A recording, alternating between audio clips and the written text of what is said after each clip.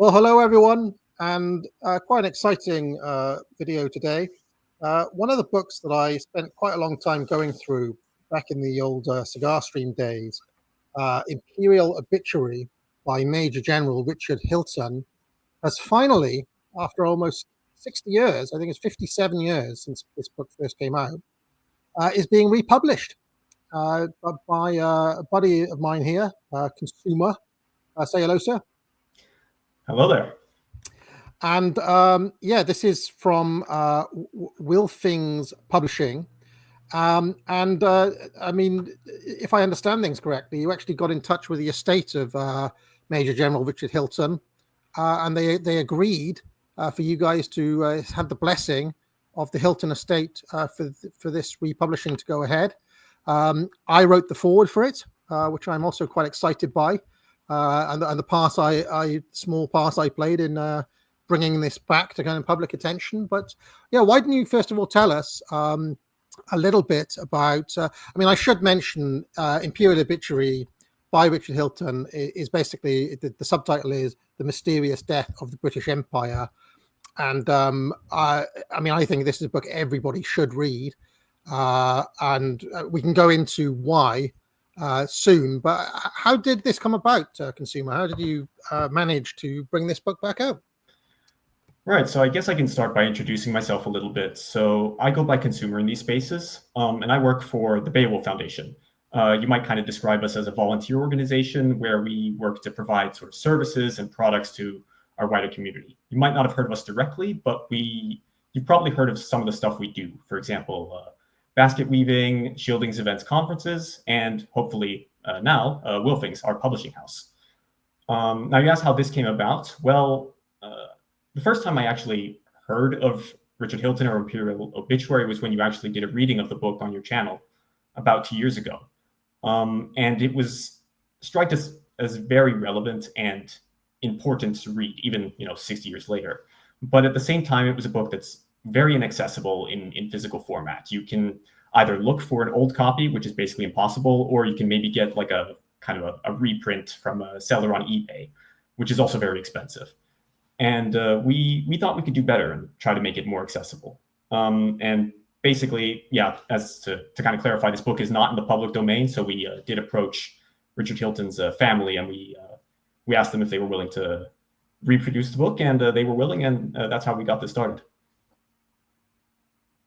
Yeah, so I mean, before we talk about the book, who was Major General Richard Hilton? I've always been fascinated by these, I guess you'd say, like holdover reactionaries in the 50s and the 60s. But like, who was he? Who was Major General Richard Hilton? Right. So Richard Hilton sort of descends from a long line of Hiltons who essentially fought in almost every war that England has fought. Like his grandfather was a soldier, his father was a soldier, his son was a soldier, almost as famous as Richard Hilton himself. His grandson was a soldier, and his great-grandson was a soldier. But Richard Hilton was born in the 1890s, and he basically served his entire career in the British Army, mostly in British colonial India, sort of in the 1920s and 30s, but also in both world wars. So this was basically a man who kind of like lived and breathed the British Empire. And that kind of informed a lot of his opinions and the way he sees the world. And kind of like you say, he is very much an arch reactionary, right? Even in the 30s, he's kind of being lampooned. But that is basically who Richard Hilton is. And I mean, when you first got in touch with the Hilton family, were they reticent for this book to come back out, or were they happy to hear from you? Or like, how did that whole thing go? Was it relatively smooth sailing? Yeah, it was actually relatively smooth sailing. So I got in touch with them. I explained that we had interest in reproducing the book. I also pointed out that there's been discussion of Richard Hilton's works online, pointed him to you. And he was just the guy I was in touch with. I'll kind of keep their privacy, but they were kind of over the moon that we could get these back. And we're not just going to be producing Imperial Obituary, but we'll also be producing all of Richard Hilton's works. He wrote 6 books in total. Wow. Yeah, but the only other one I've got or have been able to get hold of and read is called, I think it's called The 13th Power. But I'd be interested to see some of the others. So yeah, I mean, so that's Richard Hilton. I thought and if you can hear a bit of whirring noise in the background, there's a guy doing works, and he's got like a leaf blower. I can't get rid of him, unfortunately. So there's a bit of noise pollution. But I thought I would read a little bit from the forward, consumer, to kind of give people a flavour of why this book is of interest now, and then we can get kind of a little bit more into the weeds as we after I read this bit out. Okay, so this is from my own forward. I said, Hilton's analysis foregrounds four main causes for Britain's imperial decline.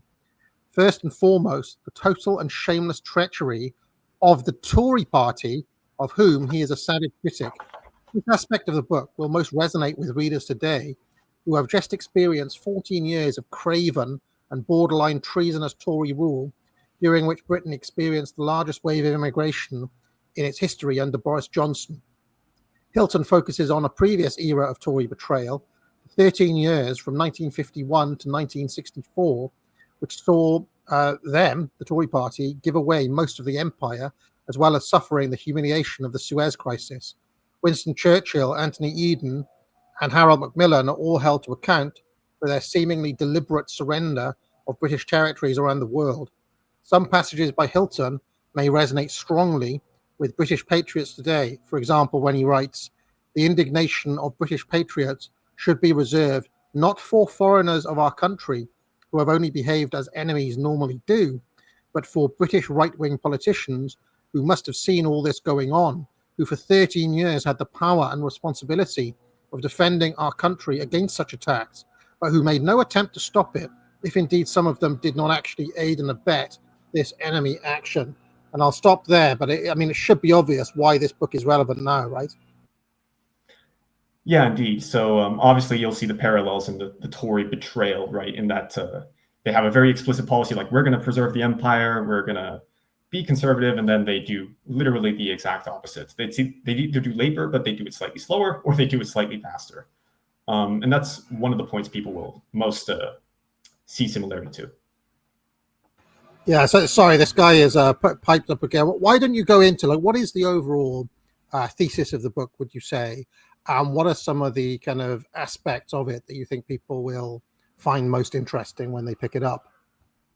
Right, so a very important kind of thesis that is also something we talk a lot about in our space is that Hilton almost rejects completely this kind of pure materialist view of history, in that, the British Empire had the Industrial Revolution and therefore it was large and that's why it was able to become an industrial power. Instead, Hilton refers very much to something called character, right? We might call this the British stiff upper lip, or maybe if you're in the language of the prophets of doom, you could talk about it as the spark of like a rising civilization.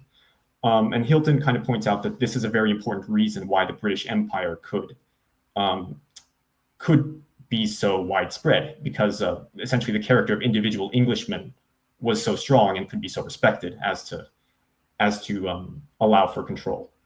But other than that, you're going to notice things such as leftist subversion of institutions, and this happens much earlier than the Cold War.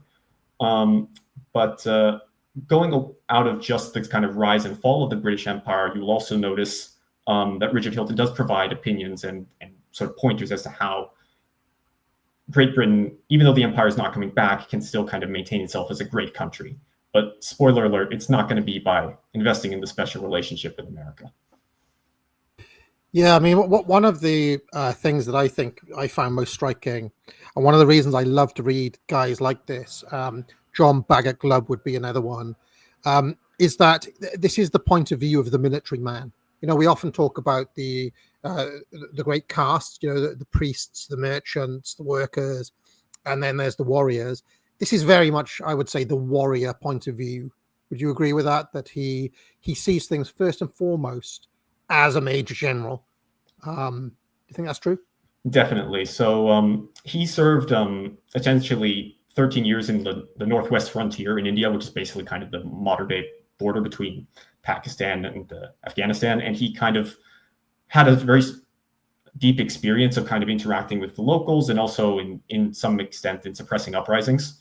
And you see this in the book, in that he has no hesitations about using force to kind of crush dissent. And something that you could say triggers him is especially that the amount of force and pressure being applied on Great Britain is quite minimal, and yet the government still folds essentially at the slightest pressure.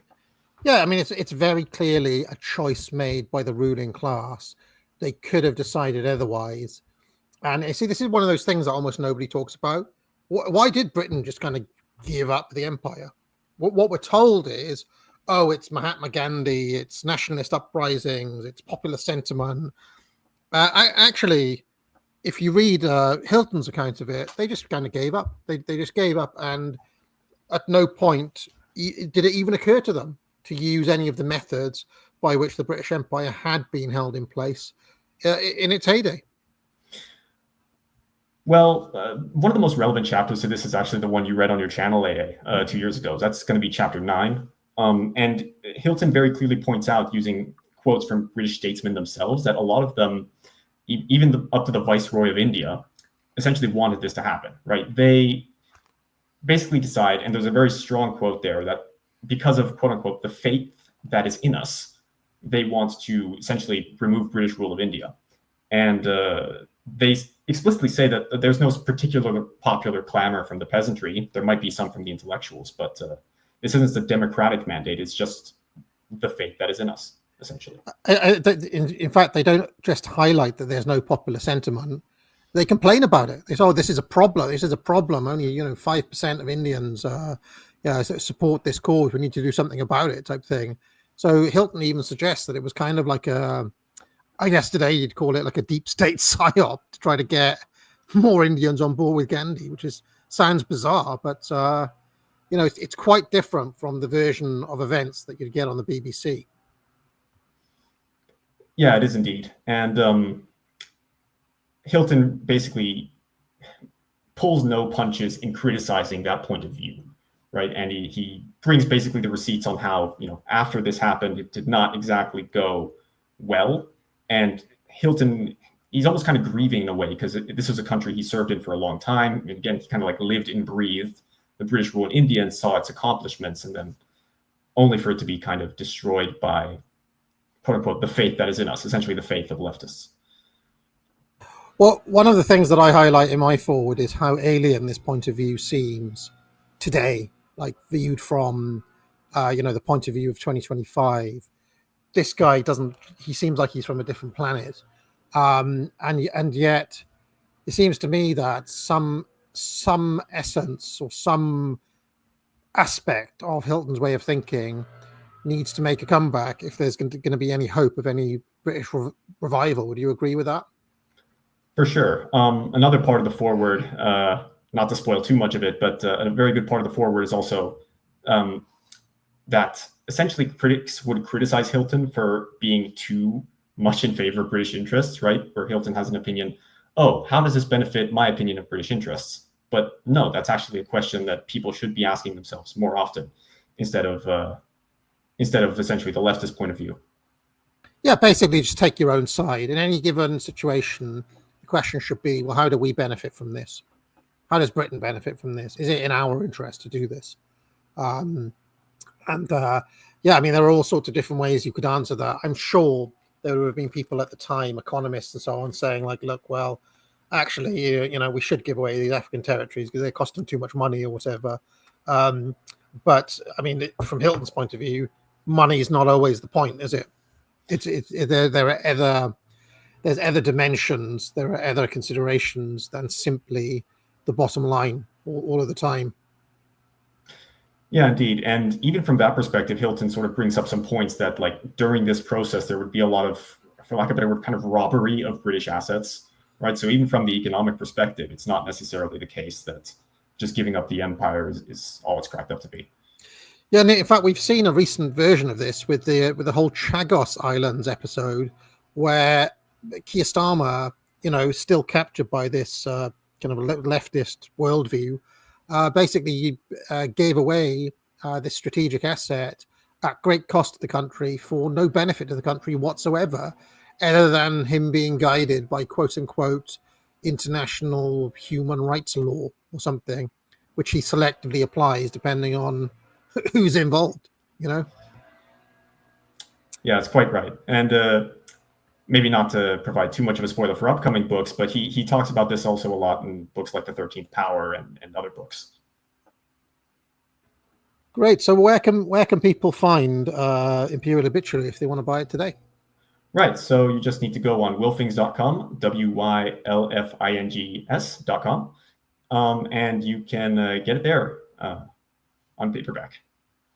Will it be available anywhere else, or just through your website for now? For the moment, just through the website. But we do intend to produce a hardback version soon, and we also do intend to kind of make it a series also that people can buy once we get the other Hilton books up online. Fantastic. Great. Well, yeah, pick up your copy of Imperial Obituary today. Certainly would be very interesting reading for anyone who's even remotely involved with British politics today, and even more so for people with a historical interest in how we got here, how we got to the kind of abject state the country's in today. I think the biggest thing, consumer, is it is basically the betrayal is longer than just the last Tory government, or just like Tony Blair, or just even Margaret Thatcher. You have to go right back to Churchill, even before Churchill. I mean, he starts his analysis all the way back in the 1920s in this book. And you start to think, hold on a second, you know, how long has this country been run by its enemies? Yeah, indeed. It does. It goes back at least 100 years. And Hilton shows that very clearly. Fantastic. All right. Well, pick up the book today. Thanks for joining me, consumer. Also pick up courses at the academic agency, Trivia and Foundations of Shakespeare, etc. Foundations of Research. If you want to, I mean, if you're the cert person like me, even though it's impossible to find, I was still able to find a copy even before you guys brought it back out. If you want to know how to do that, pick up Foundations of Research. But most importantly, pick up the book and get out. If you liked this video, be sure to like and subscribe. You can join the channel for thousands of hours of past shows in the archive and hundreds of videos. If you have any questions, you can leave a super chat or a super thanks, and I'll be sure to pick it up during my weekly office hours, which run every Tuesday afternoon. I also provide courses at the academic agency, which I encourage people to buy. Thousands of students now have taken the Trivium to improve their skills in writing, logic, and rhetoric. Just 3 of many courses available. Buy it now. But most importantly of all, friends, get out.